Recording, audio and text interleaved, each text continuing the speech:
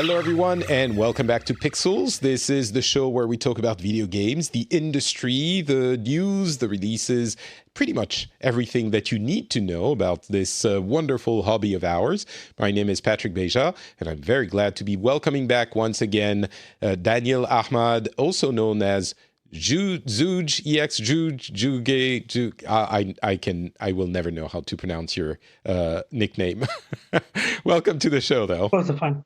Yeah, it's great to be back. Great to be back on the podcast again. After how long has it been? It's been a few months, right? Yeah, it's been three or 4 months, something like that. Thanks for making the time for us. It's always appreciated. Especially, it's a little bit of a weird situation. I think every single podcast has acknowledged this, and we're confined at home, and all of this craziness is happening all around. Although maybe less than the movies would have made us believe. But how's the situation in the UK? We were talking about it a little bit earlier before we started recording. But yeah, it seems it's not as seriously taken as it should be.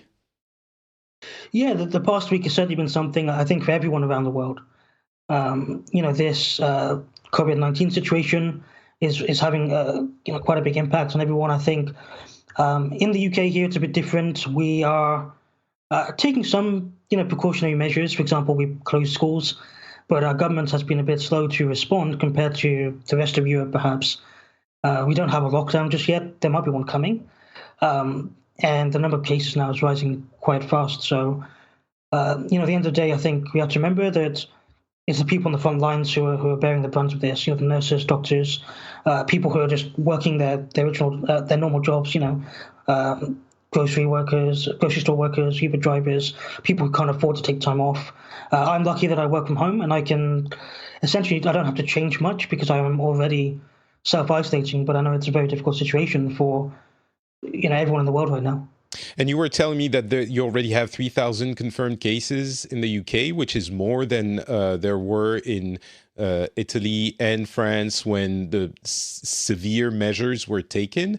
And the problem is, because of how it works, we're not going to get back into those details, but social distancing and confinement is incredibly important to do as early as possible when you start getting into that stage of the pandemic.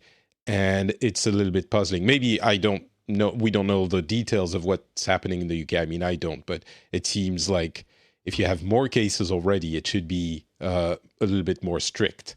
But anyway.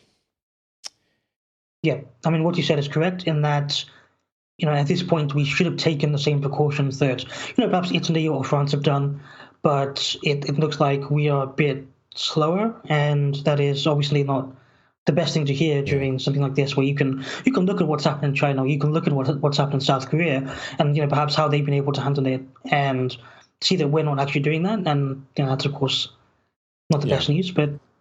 Maybe just the last word I'll say on this, the reason why you want to, and this has been discussed everywhere, so I think by now people know, but just in case, the reason you want to implement social distancing and making sure that people don't interact or interact as little as possible, only the ones that have to go out, etc., is that most people are going to get sick anyway, or, a high percentage of the population. But what you want to do is slow down the progression of that spread so that health services have the capacity to deal with the concurrent number of sick people, because it spreads so fast. If you just interact as you would normally, then the number of cases is going to skyrocket, and the health services are going to be completely overwhelmed, and people are going to get treated less efficiently, and many people are going to die. More people are going to die because you just don't have enough respirators and beds and medical personnel and all of this.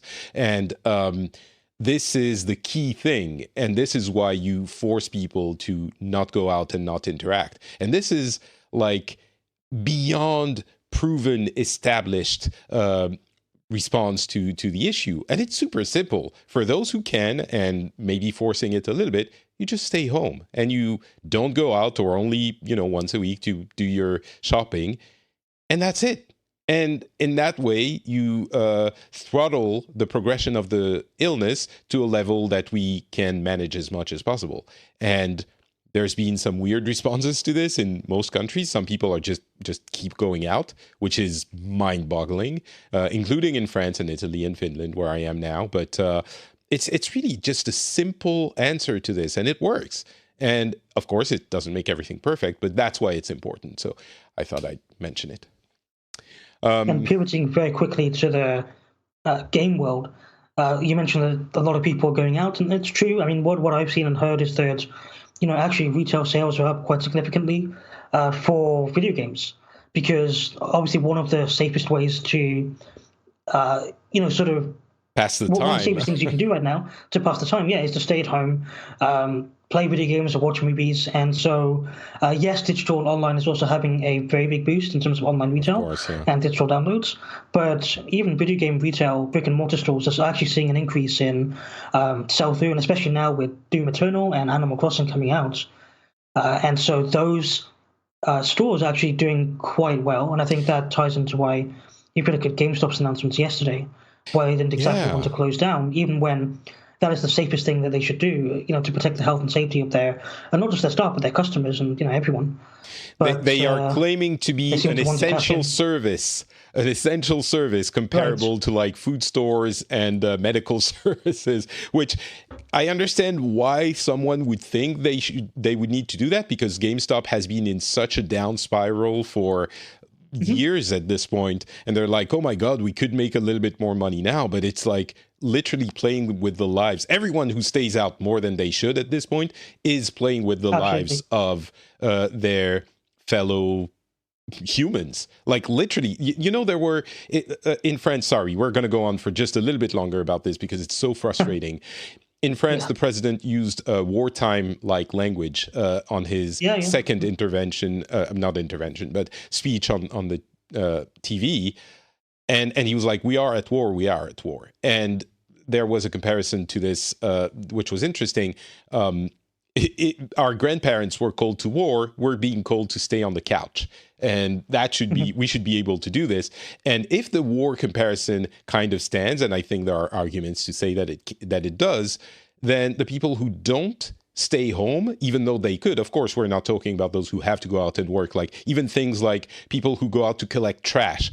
We don't think about this, but they have to go out, like health services, of course. Many people have to. But those who don't and go out just to have a beer or have fun in the park, if the war comparison stands, they're honestly kind of traitors. Like they're collaborators with the enemy. They're helping the Nazis. I know it's, Godwin point, sure, but it's literally, honestly, completely 100% helping spread the virus and overwhelm health services and kill people. This is not an over-exaggeration. They help kill people. That's unfathomable. Like, why would you go out and just to have a drink? Anyway, it's so frustrating. I think you have to look at it two ways as well, in that, so for example, here in the UK, the government response has been very slow. But if you look at the US, for example, I mean, yes, it was, you have Trump there and it was a terrible response. And I mean, looking towards South Korea and Italy is a much better example of how they've, at least tried to combat it. And South Korea being extremely successful with their government measures. But, now, I mean, going back to that wartime analogy, the US is ensuring that workers who may be unemployed are getting paid. They've invoked the, Defense Production Act, which is like a World War II Korean War Act, where they can essentially order private companies to manufacture, like masks and medical equipment and other life-saving equipment, so that there's a lot of mobilization going on. I think that, when a populace can see that their government is taking that action, that is when we will see a lot more, lockdown, self-isolation. People are actually taking this a lot more seriously, because if you look at UK media and what they've been reporting, a lot of the people that are going out because the government isn't taking this very seriously, and actually repeating, phrases that Boris Johnson has said himself, that, for example, like, we got to take this on the chin and stuff like that. That is that to people, not taking it very seriously. I think there's certainly some of that. And I'm sure Boris Johnson and Donald Trump are responsible for, partly responsible for the way things are going now. But just to put this a little bit in perspective, in France and in Finland, maybe a little bit more in France, but from what I understand, in most countries that implement lockdowns and confinement measures, it happens. and people still go out and people still go to the park and do things in an incredibly frustratingly and irresponsible way. And to this day, like a week after the initial speech by the president saying, just stay the fuck indoors, to this day, people are still going out just for fun in France. So I think everyone looks at their own country and is like, oh my God, we're so bad. And the French people are saying, oh, this is the French irresponsibility and rebelness. And the Americans are like, oh, Trump is so bad that now we're forced to stay indoors and people are not taking this seriously. And I know in the UK there's a similar, but I think partly, yes, certainly that's part of it. But also, I think there's a psychological difficulty in dealing with this, maybe, or not wanting to understand how serious it is, and irresponsibility, just plain stupidity, if you want to call it that. But it's happening everywhere, so I don't know. Anyway, let's talk about video games, and still relating to that, you've been following how the supply chain has been recovering. I guess I hope it's again a little bit inconsistent to say such strong things and then worry about video games, but still, this is what we're here to do. So the supply chain, I guess the first question is, will the new generation of consoles be available at the time they were supposed to, or will this affect that? In general, it seems China is recovering and factories are opening again, so it's back in almost full gear, or is that not the case? So right now, I mean, it's always going to be very difficult to say because the situation is always changing. And so what I say today could be irrelevant tomorrow because of any developments.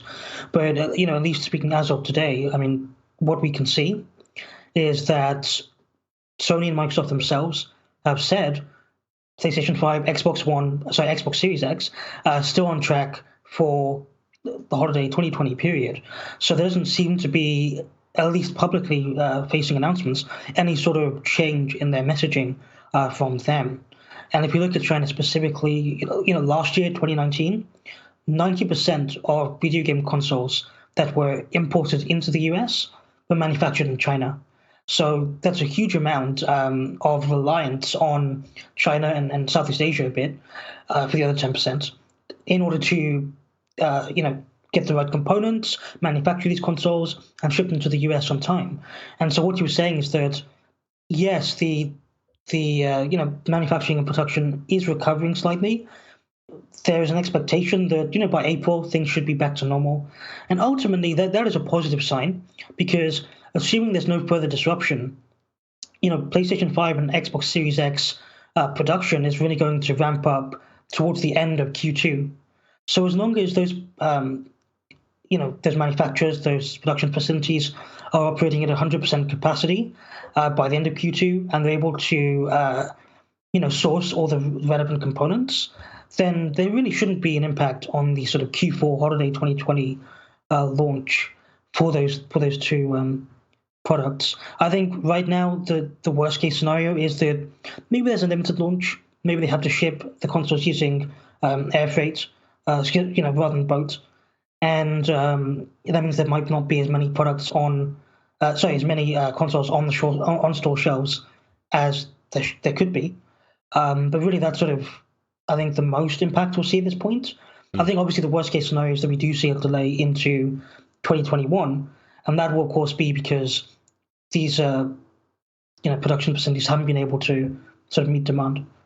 But you seem to be saying that this is unlikely at this point to happen. So the swift action of the Chinese, which maybe we were, at least I know, a little bit wary of initially, now seems like it's going to save our holiday new generation of consoles. So, yeah. Yeah, I mean, they've been taking some very, very tough draconian action. You can always debate about what was the right thing, what was the wrong thing to do. But if you look at the number of cases coming out of Hubei province, which is where the virus started, so in the city of Wuhan, there have been no cases for the past couple of days, I think, there. So that is a very positive sign that, things are sort of returning back to normal in a sense. More people going out. In the rest of China, things are open. Things are operating as normal. In Wuhan, I mean, actually, my colleague has been there for the past 2 months, stuck in that city because of the lockdown and sort of the self quarantine. So he has been unable to leave, and it's only now in this past week that he's hearing that, okay, well, maybe I'll be able to leave next week or in a few days. So for him, that's extremely positive, and he's been going through a really tough time. But it is a positive overall that things are turning back to normal, and that means that for products and sort of consoles launching in the future, that is a positive sign too. And one other thing I could mention is that Sony and Microsoft and Nintendo as well have moved some of their production outside of China. So, for example, to Vietnam. So that does help because if those countries are less affected, which is debatable at this point because there's always going to be second waves and anything could change. But moving production outside of China will always help. But I think, of course, you have to remember that a lot of the components are also sourced in China too. Right. So even if production it's always is going outside, to be about it's always going to be about China specifically and sort of how quickly they can recover as to what happens with production. But of course, now we're in this whole mess of everything that's happening in the West, where everyone is working from home remotely, where everyone is having to take the same precautions that China has over the past couple of months. And so even if China recovers, there is also this risk in the West where, okay, well, is software going to meet the launch dates? Are people going to be able to work from home effectively? What's going to happen with certification for these games and sort of last minute changes? So even if China recovers, now we have a whole different issue to think about. Yeah, but in general, there shouldn't be a huge impact. We're starting to see a little bit of impact on certain games announcing that some things might be delayed. It's mostly hardware at this point, like boxes not being shipped in time. But most people expect that there will be some impact on the software development as well. So we'll see. And talking about just last question on the supply chain thing. Do you have any insight on other tech products like new Apple iPhones and stuff like that? Are they in the same boat, or is their situation a little bit different? Or maybe you don't know, but so in general, it is similar for a lot of tech companies because they all use the same sort of manufacturers. Xiaomi is a Chinese smartphone maker, and they have said that they've achieved 80% of their sort of original production capacity since factories have reopened. So they are almost back on track, which is positive for them because they have new 5G phones coming out very soon. So at 80%, that is good. For Apple, they are recovering, but it's still going to probably be towards the end of March, maybe early April, maybe late April, before they can really achieve that 100% production capacity. Okay. But towards the end of the year, in fact, they actually limited, sorry, really quickly, they actually limited today the number of iPhone purchases an individual can make to 2. So you can only buy 2 iPhones now, which is fine, I guess. Yeah. But it does show that they do have to sort of worry a bit about some short-term shortages. It seems like this might be an anti-gouging practice, people hoarding them and selling them back somewhere else or something like that. Yeah. All right. Well, let's move on to the other big story. There are a few, but the other big story is, of course, the fact that we have precise specs for Xbox Series X and PlayStation 5, and that means that we can now start the war between the people who absolutely want to defend one over the other, and certainly that has already started. I'll go over the specs very quickly for those who do want to have them. Overall, though, the Xbox Series X seems to be a little bit more raw powerful, a little bit more powerful than the PlayStation 5, but there are some specific elements that maybe not counterbalance everything, but there are slight technical differences. So essentially, they have the same CPU and GPU with a little bit more compute units on the GPU on the Xbox Series X, actually a lot more compute units. They have 52 versus 36 on the PlayStation 5, and the frequency is higher on the PlayStation 5, which means they have to regulate the frequency, the peak frequency is higher on PlayStation 5, but they have to regulate it to make sure thermal issues don't appear.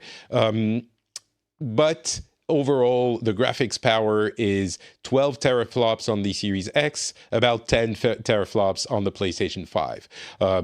Memory-wise, there's about 6 gigabytes of memory. I say about because on the Series X, it's divided into two different speeds of two different sections. The SSD is the other big difference. They are both very, very fast SSDs, but the PlayStation 5's SSD is essentially twice as fast as the Xbox Series X's SSD. So the compute power of the Xbox is 20%, which is significant higher, but the SSD on the PlayStation 5 is a little bit faster, is significantly faster. That's about it on the differences. And as you noted on Twitter, very cleverly, PlayStation 5 and Xbox Series X have very precise, powerful specs, and Nintendo has Animal Crossing. Essentially, that is where they focus. So I think it's a clever way of saying what matters is games in the end. But if we do want to focus on specs, do you expect one to be noticeably more graphically powerful than the other? Or is it pretty much, comparable? In general, I think if you look at, perhaps multi-platform games, you might see a very slight increase in graphical fidelity, or maybe on the Series X, but it's not really going to be noticeable. And I think that first party games might be where we see some actual differentiation. But again, it's going to be depending on how these games are built. For example, PlayStation 5 developers being able to take advantage of that SSD to completely change how they design games. Series X has the sort of raw power behind it, where it can sort of brute force to run at 12 teraflops all the time. I think maybe one disadvantage for the Series X is that it does have to scale across multiple devices or like specs for PC for their Series S, which isn't announced yet, but it's part of their plan. Whereas PlayStation 5 is sort of very custom. It's a custom esoteric console that's sort of more reminiscent of what you'd see back in the PlayStation 2 or PlayStation 3 days. So, yes, you're right. There's the Xbox Series X that's going to arrive. The games have to be playable on PC as well, and on a vast variety of PCs. And certainly that doesn't mean that developers can take advantage of the power of the Series X, but it's more of a brute force, as you mentioned, type of graphical fidelity. And in general, on that level, I think the worst it would get to would be the difference between the original PlayStation 4 and the Xbox One, where there, it's the time when we were talking not about teraflops, but about Ps. Is it 1080p or 900p, or is it a dynamic resolution that's changing? And yes, it can be a little bit of a factor in your purchasing decision if you notice that the Xbox One is going to render at 900p sometimes instead of 1080p. But it's not going to change the world. And I expect that it's going to be a similar-ish kind of difference. And for the PlayStation 5 side, I think it's going to be very challenging for most developers to take advantage of the SSD specificities because, as you mentioned, it's cross-platform for a lot of things, and they are not going to be able to design the game from the ground up to take advantage of the SSD. Of course, Sony studios, first-party studios, that might be another story. And that's where I think the strength of Sony might shine. It's those first-party games, those exclusives, which are going to be designed specifically for the PlayStation 5. And that is much more than the number of Ps what made the PlayStation 5, the PlayStation 4 compared to the Xbox One. It was the exclusive games. And I do want to mention, maybe even in passing, the dryness of the presentation of the specs for the PlayStation 5. It was very disappointing for many people to see Mark Cerny present the specs in a GDC panel where they didn't even have examples of graphics that could be achieved or anything. And I understand that sentiment. For me, having run away from a kid screaming for a couple of days, it was very soothing to have Mark Cerny's soothing voice talk about all those tech things that are interesting to me specifically. But yeah, I completely understand. I don't think it's comparable to the bungled presentation of the Xbox One, though, which was a core problem of the console, of the philosophy of the console, where it was, TV and Kinect and all of that, which it took them a while to recover. I think for the PlayStation 5, if they show games that are cool, then that dry presentation will be forgotten. But I guess the answer is still not there, and we were waiting for that answer for what's going to be happening with the PlayStation 5, and we still don't have the answer. The only answer we have is tech specs, which don't really matter in the end. They also talked about the audio engine, which could be really interesting, but I'll wait until I get my hands or ear on it to have some real, mind-blowing 3D placement of audio sound sources. That's what they're promising, but I'll wait and see. Anything to add to all I just said? I think that you're right about the dryness of the presentation, in that, if this was a GDC talk that was perhaps after a reveal event, it would have been fine, because this is really sort of what people are interested in terms of the actual tech specs of the console, knowing exactly what does what, why 3D audio is important, why the SSD is important. But I think the timing was just a bit wrong, because this is the first time that Sony is really talking publicly about the PlayStation 5 in a public-facing way. They advertised it on their social media. They said it would be, they made it clear it would be a very technical presentation. They made it seem like it would be like the general public would understand what the PlayStation 5 had to bring. And yeah, and I think that's kind of where they failed a bit in terms of the messaging, because if you look at what Xbox has been doing with perhaps their technical specifications reveal, they partnered with YouTubers. They had a proper breakdown of each section and explained it in words that were easy to understand. And PlayStation did that too, after the presentation with their PlayStation blog, and Digital Foundry did their thing. But I think that just the actual presentation, I think it might have been better if they had maybe a consumer-focused reveal event, maybe last week or 3 weeks before, and then did this GDC thing now. But of course, with everything that happened with GDC being cancelled and with the COVID-19 situation, we can speculate that maybe plans changed, and this is why they just sort of threw out that GDC presentation. But even then, I think they could have changed it or customized it or done something beforehand in order to set expectations better for this specific event.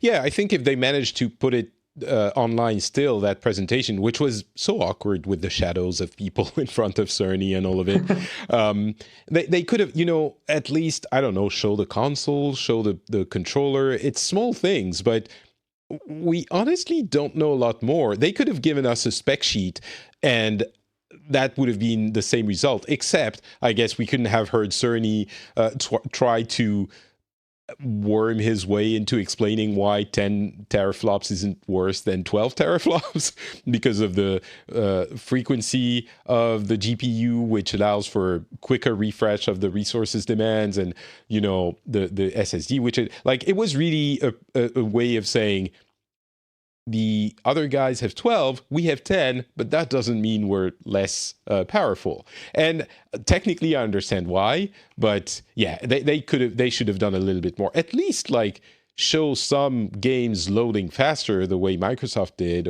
But anyway, I think all of that being said, in I don't know now, 1 month, 2 months, 3 months. When they finally show games, this presentation will be forgotten and we'll laugh at it. But that's how it goes. And I think, at the end of the day, when you look at both consoles, they're both offering sort of, significant advancements in terms of power, features. They have ray tracing, they have SSDs, they have 3D audio, 4K Blu-ray. So they are essentially offering the same things, and they're essentially offering something beyond what this generation can offer. And when it comes to hardware, that's really what matters to me. I think the next conversation to have is going to be about, the games, the services, the ecosystems, the price of the consoles, the user experience, because that is really where the differentiating factors come into play.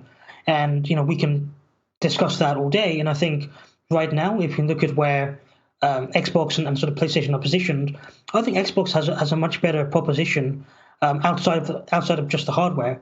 And obviously, you can argue that they are a bit better in the hardware department too.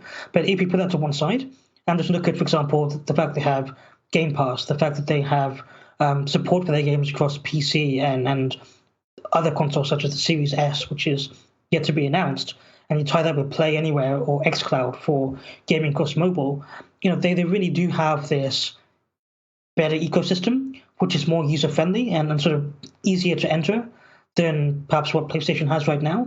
But of course, PlayStation has its exclusive games, which are considered, to be, 10 out of 10, 9 out of 10 games most of the time. And it has its existing users, of which there are 100 million active PlayStation monthly active users, with libraries tied to PlayStation Network through PlayStation Plus. So, these are really compelling arguments for why either people should switch to one console or maybe join one ecosystem, but also why they should stay within their current ecosystem and perhaps buy the next console within that, from that same company.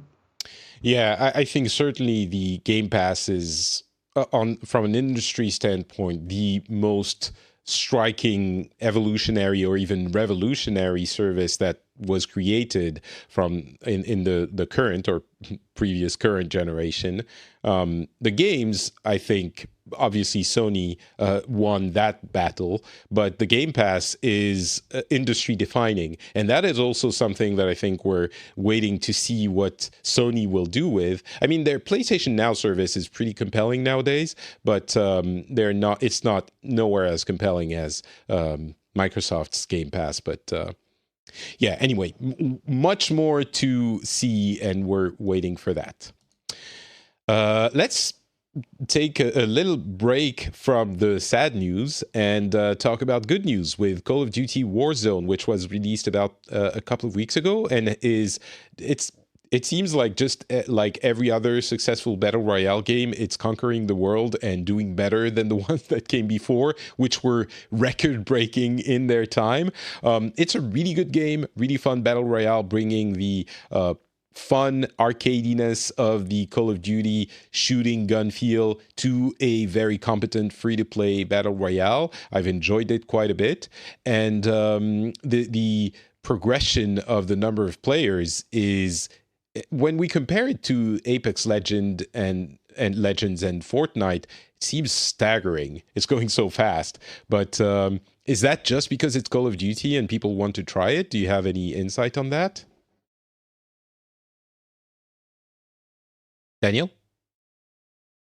Hello? Sorry, I was on mute. What I was saying on mute is that Call of Duty, is a known IP. So that's one reason for why people are trying this out. The second reason is that it's essentially a free-to-play game bundled within the Modern Warfare client. So if you have Modern Warfare, you can jump straight into Warzone. There's no waiting around. And the third aspect is, obviously it's a battle royale game, but there's an impact from the COVID-19 situation that's happening at the moment, where more people are at home. They have more time for entertainment options, and so gaming is sort of this big safe way to stay entertained at home.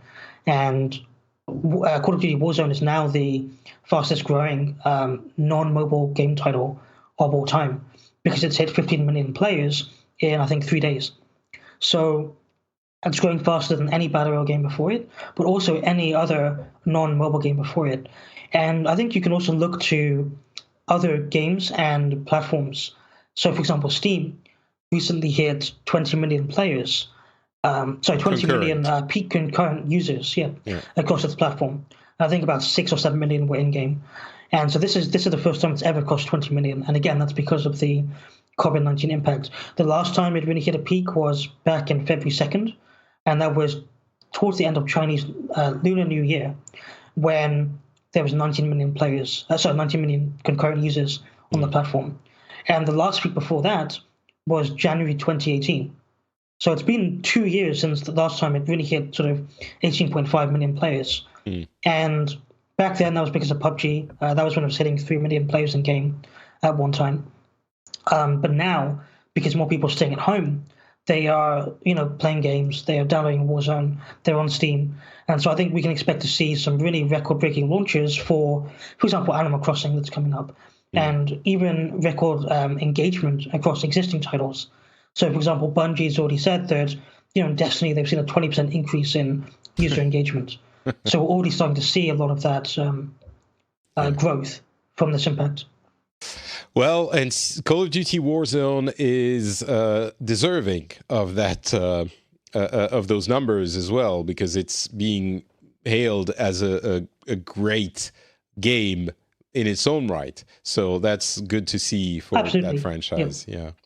So, it's just, I'm not going to talk too much about it, too much more, but it's just a really fun Call of Duty. And I think it might be another one of those, if PUBG is a little bit too dry for people, and I think it is, and Fortnite is a little bit too wacky, and even Apex Legends. One thing that Call of Duty does well, I think, is it streamlines the gameplay. So you don't have any attachments, which weapon to choose. It's fairly easy. The blue one is probably going to be better than your green one in rarity color, probably. But you want to, if you don't know which one you want, you'll go that route. And you don't have to, again, fumble around with inventory attachments, all of that. You just go in, play, and have fun. And they learned from Apex Legends quite a bit. The launch was pretty significantly similar. Announce it and launch. And they have the ping system, which is fairly similar. And they improved over the Battle Royale version from Ghosts 4 from last year, and it's just a very well done game, very fun, and I think it might finally be the Battle Royale for people who never got into Battle Royale. So a good game. Yeah, that seems to be what I've heard in general. Yeah, where it's sort of hitting that middle ground between PUBG and Fortnite, and again, this is Call of Duty is always the biggest game every year in terms of paid game sales. So it's always number one. And I think that offering something new and unique to that audience is exactly what Activision needed to do. And then also, it is a good way to bring in new players, as we're starting to see already. Yeah, absolutely. By the way, I wanted to mention when you said one of the most highly sold game every year, it made me think about the backwards compatibility that was discussed by Cerny for the PlayStation 5. He mentioned almost all of the 100 most played games will be backwards compatible on PlayStation 5. And I wanted to mention, that sounds like a lot. I'm not sure how much of a lot it is. They're going to keep working and improve compatibility, but I'm pretty sure that 50 of those 100 games are going to be Call of Duty, FIFA, and other sports games, which, while, that's fine, I'm not sure those are the games that people who worry about backwards compatibility when they buy the thing on day one and basically super core gamers, I'm not sure those are the games that we're going to want to run on our PlayStation 5. I have a question mark there, I think. If you look at just the overall number of PlayStation 4 games, so that includes digital titles too, I think there's something like 2,000 to 3,000 games, somewhere in between there. And so having support for 100 is fine. But I think that Sony needs to talk a bit more about, okay, what about the rest of the other 2,000 games and what's happening there? Because essentially, one thing that's really great about what Microsoft is doing is they've already confirmed your Xbox One games, your Xbox 360 games, and even original Xbox games will work, assuming they are compatible. I think Xbox only has a few games. Sorry, the original Xbox. And then I think Xbox 360 has, a few hundred or something. And then Xbox One should be all of them. Yeah. So with Microsoft being able to do that and Sony only confirming a few PlayStation 4 games, again, I'm not 100% sure whether they're saying, okay, only 100 games will be able to run, at a higher resolution or something. It's not 100% clear exactly what they mean. Yeah. So I hope that they clear that up just to, reassure people who have their PlayStation 4 library that they're, they can continue that. I think if it was like, 50% of the games will run without the higher frame rates and resolutions, they would say that. I think 100 games, if they say 100 games will run, it's the others, I don't know, they won't launch or they will have significant issues or, I don't know, but yeah, they need to clarify this. But this is They said that they would increase compatibility over time. Of course, yes. So in terms of like adding other titles.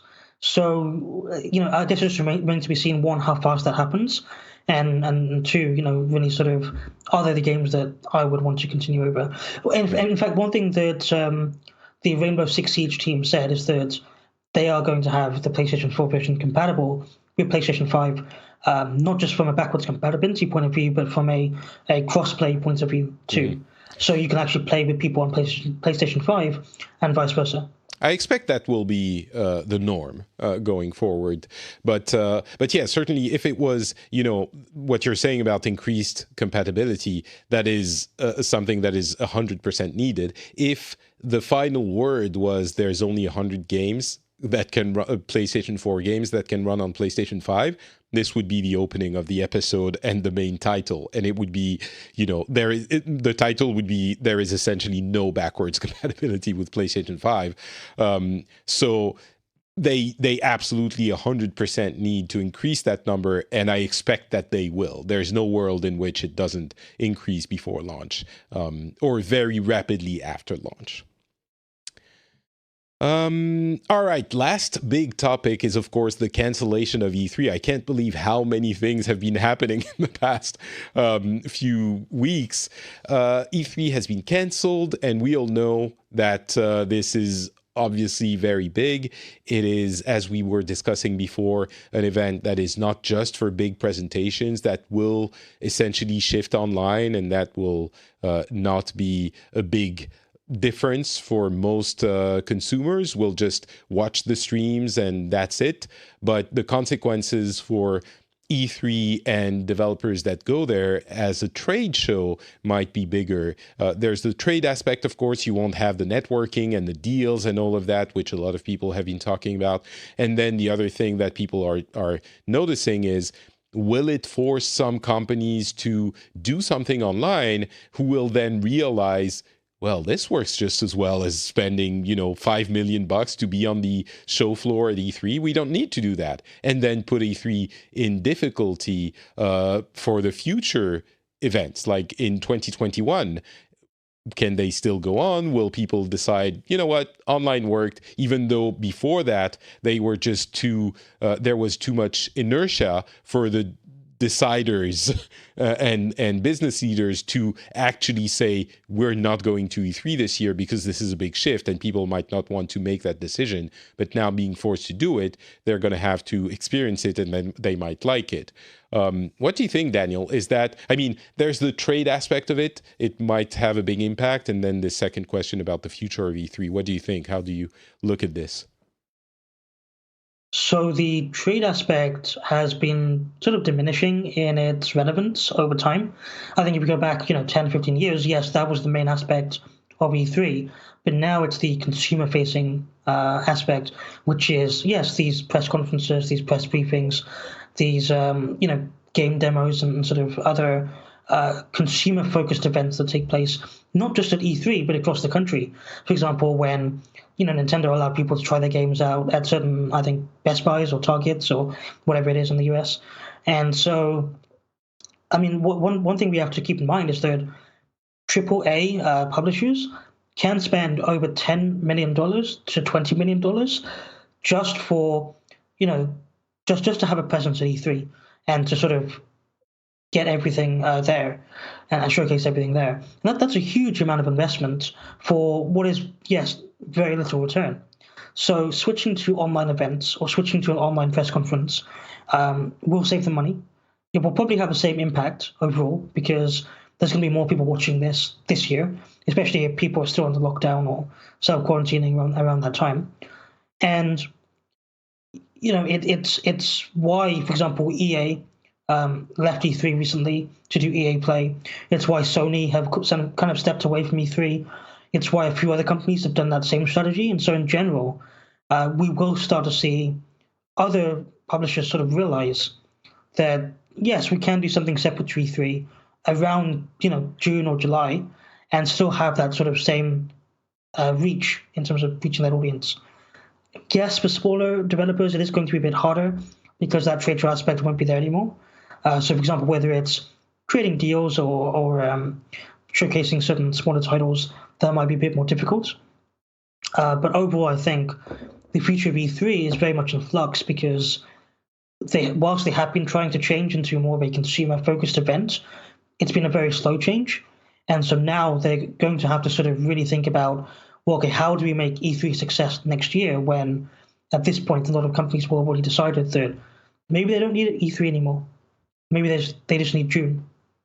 So this is a little bit of a crystal ball gazing, and I don't know how much we can trust the ESA and our knowledge of this, and how colored it is by the popular resentment of that organization, which seems to be pretty high these days. But do you think this is a chance for them to rejig it and kind of reimagine what E3 can and should be, or do you think it's just it can't be solved because this is a little bit of a squaring of the circle? How do you make E3 attractive? It's not Gamescom. You're not going to have 300,000 people show up, and it's not the right time of the year. But it feels like that time of the year, the E3 slot, is necessary for developers as well. So there should be something happening.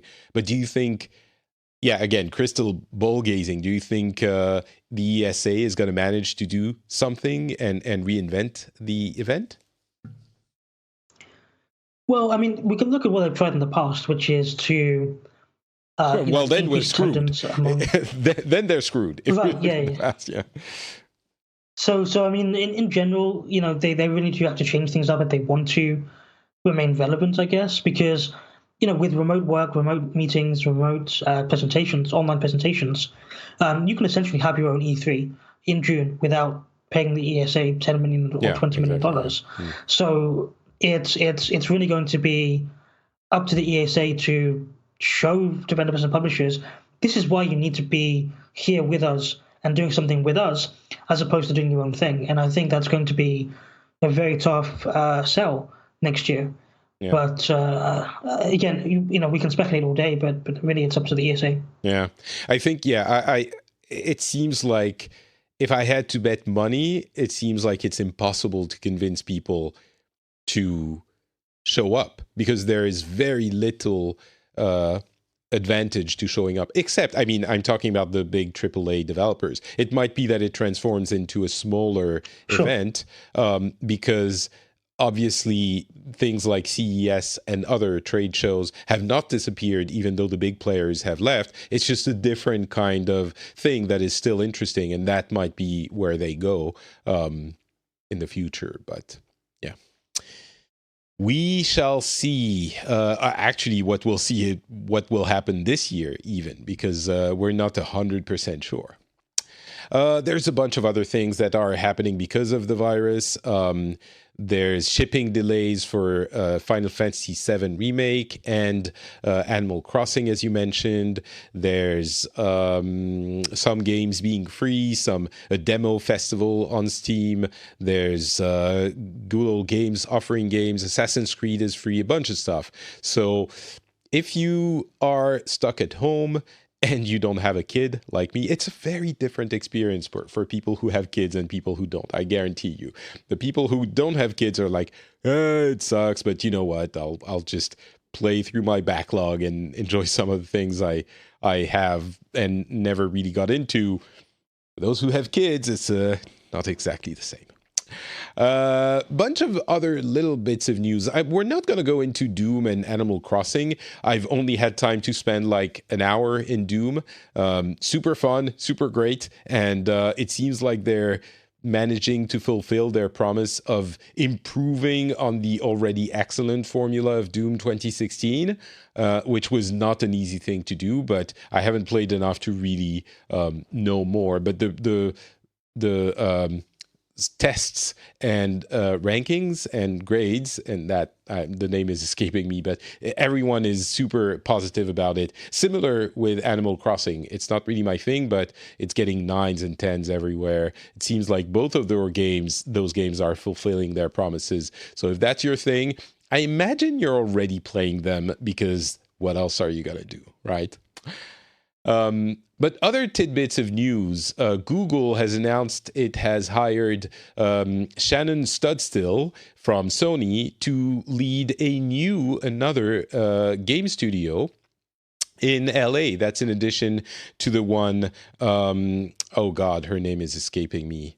The other studio lead at Stadia.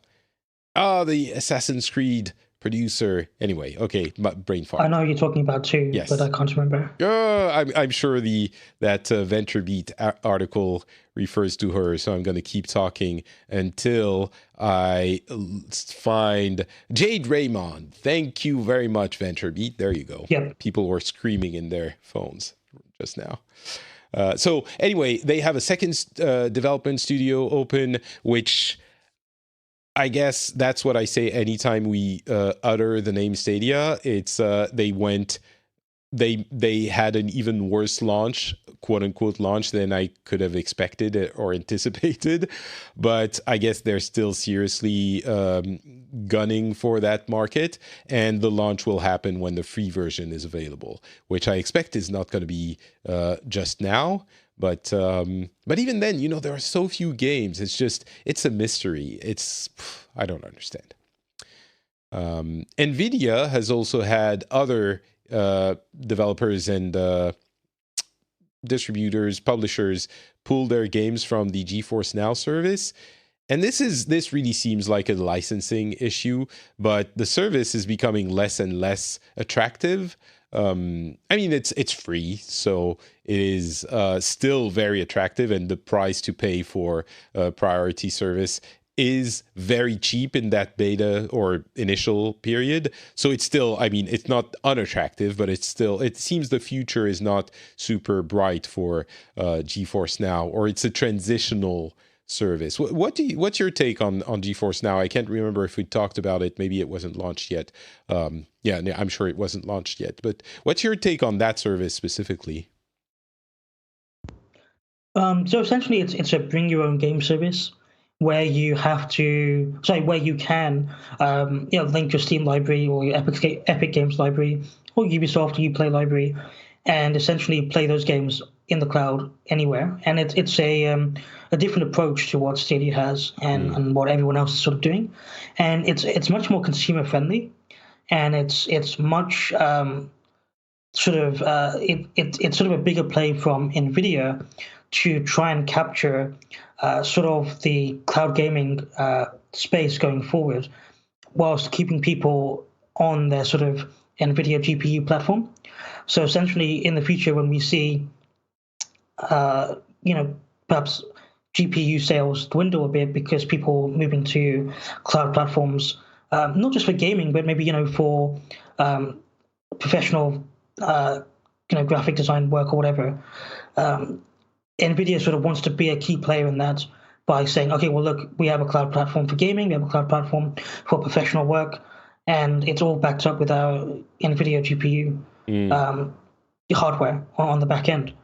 And so, providing a consumer-friendly service that's low cost and sort of where you pay per hour or pay, per month is a lot better to consumers than what Google Stadia is doing, for example.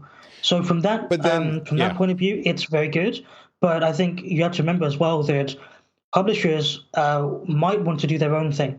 They might want to go direct to consumer in cloud and separate it from existing platforms such as Steam. So that is why we've seen, for example, Activision or I think Bethesda sort of withdraw their games from that service because they maybe want to go direct to consumer with cloud or have exclusive agreements with, for example, Google or whoever for a cloud version that is separate to what Steam offers. Yeah, which is why it seems NVIDIA it's not about the technology, it's about the licensing. And it seems NVIDIA is in a semi-difficult position now because they haven't paid enough attention to that aspect of the service they were trying to offer. And as I've said before, I probably mentioned it on Pixels, but it seems like it is I have no legal background, but my understanding, the way I look at it, Shadow is a virtual PC. So it seems like it would be difficult for a company to prevent a game from being on Shadow because it's just when you launch it, you have a desktop and your computer is remote, but you still access it like you would a computer at home. So saying you can't have our game on your platform is not only technically difficult, but it seems difficult to justify. On the GeForce Now aspect of things, it's a little bit different because they're mutualizing a lot of the resources and doing stuff with the launchers and changing the experience. I think maybe what they could be looking at is offering a service for GeForce Now, which would be more similar to what Shadow is doing. And that might solve the issue for them because then you just have a desktop. And sure, they have to pay Microsoft a license for Windows, but I'm pretty certain they would give those away for free at this point.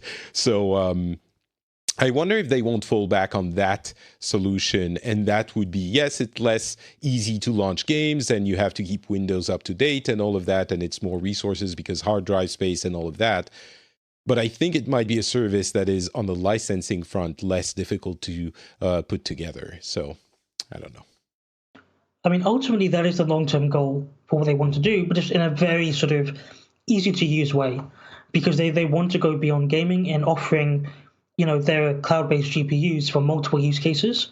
And so that essentially the number of GeForce GPU users increases because you're not just having local, PCs that are using it, but cloud-based PCs too.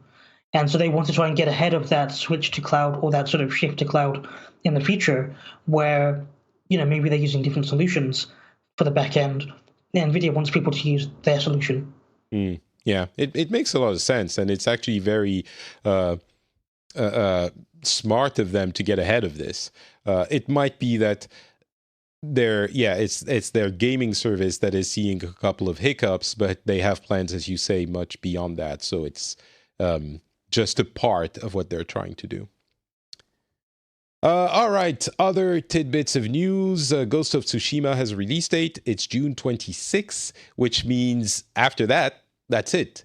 We expected it to be the big summer release for Sony, and we expected that to be maybe towards the end of the summer to separate it from The Last of Us Part 2, but it's going to come a month after The Last of Us Part 2, and after that, I guess by then we'll have more stuff to look forward to for the PlayStation 5, I suppose, but has a release date. Last of Us is going to be a TV series on HBO. That's pretty exciting. The film Uncharted is going to has a release date, which might move now, but it has a director finally. It's been in limbo for years. Monster Hunter movie is being made, and we saw a couple of images from it. All of those might be delayed with the virus, but there was a Nintendo Direct for indies on the 17th, and honestly, not a lot. They ended the presentation with Exit the Dungeon, which was already available on Apple Arcade and is pretty fun, actually.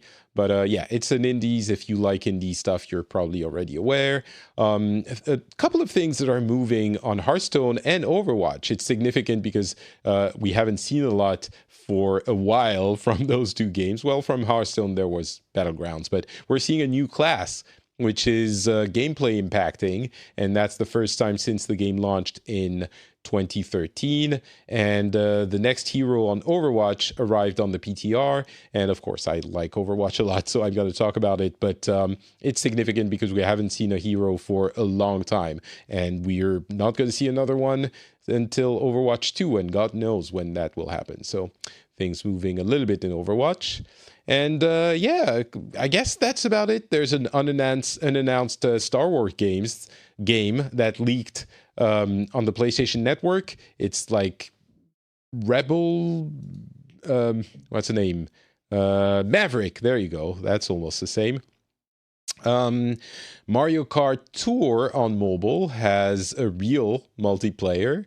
And I guess we can talk just a little bit about that article on Quantic Dream. It was a VentureBeat article by Dean Takahashi, which made a little bit of noise a couple of weeks ago because... All right, so a little bit of background. Oh, actually, before we do, anything you want to add to all of that many pieces of news I mentioned? Or maybe talk about 10-cent earnings or anything like that? It's just tidbits, but... I mean, we'll probably have an article up about 10-cent earnings on our website, which is nicopartners.com/blog. And so if you want to read more about, I guess, the China games industry, that's all there. All right. Good to know. But usually, in general, it's lots of money going to Tencent. Yeah. I mean, they're still the biggest games company globally. I think a lot of people don't realize that Tencent is sort of the number one publisher for PC and mobile games in China, and then also the number one publisher globally. Bigger than like Activision or Sony, Microsoft, etc. And they of course own Riot Games, League of Legends, and Supercell. Clash Royale, Clash of Clans. So they are very sort of, whilst people may not know Tencent themselves, and I'm sure they do these days, but traditionally it was a very unknown company. But they are sort of, silently expanding over the world with acquisitions and investments. Yeah. So they are very much the company to watch in terms of the game space. Yeah. Tencent and NetEase are the two that we hear the names of constantly when it's like, oh, that company got money from someone. Who? One of the two. Summary reminder of what happened with Quantic Dream. There were a series of investigative articles in France from three very well-respected publications a few months ago. And Quantic Dream, of course, big developer, essentially principally on PlayStation, but now they're spinning over to other platforms. And the article was about crunch and impropriety and the way the business was being handled inside the company. And it was damning, and the reaction of Quantic Dream was not great. They denied, and of course, as with all of these instances, it's very difficult to know if this is the feeling of every employee at the company, or if it's an isolated instance, or if it's, the others would tell you, actually, that's not how I feel about the thing. It seems like an isolated case, but certainly the articles were well researched and negative. And now, a few months later, this VentureBeat article is contradicting the previous reports. But the big issue, and the reason it made so much noise in a negative way, is that the journalist that that wrote it only talked to people from Quantic Dream and to people who were approved by PR, usually with PR people present in the discussions. And that is essentially a cardinal sin in journalism. Like, how do you, of course, you want to get that take, to get all of your, when you do a piece on something like this, you want to get to hear from every party, or to give an opportunity to every party to say their piece. But you can't do an article just from what the PR of the company you're investigating is telling you. And this is essentially what he did. So I think it kind of backfired for Quantic Dream. They were trying to do a PR operation and they thought it would be a positive thing for them. But in the end, everyone kind of waved their hand and was like, what the hell is this? Like, this is not trustworthy. Or so, it made a lot of noise. I don't know if you have a take on this. It's a somewhat controversial topic, I guess, but I don't know. I mean, in general, it was just a PR article. So there wasn't, as you said, it was very one-sided. It was something that they shouldn't have published in that state.